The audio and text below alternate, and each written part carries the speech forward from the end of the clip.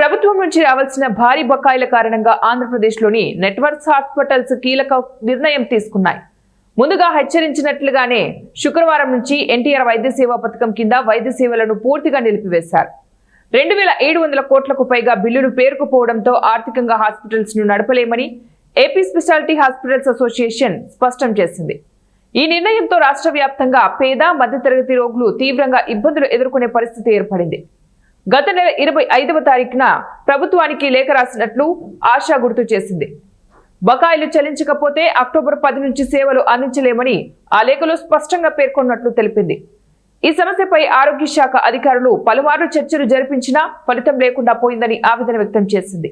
ఎన్నిసార్లు విజ్ఞప్తి చేసినా అదిగో ఇదిగో అంటూ హామీలు ఇస్తున్నారే తప్ప బకాయిలు విడుదల చేయడం లేదని ఆశ ఆరోపించింది.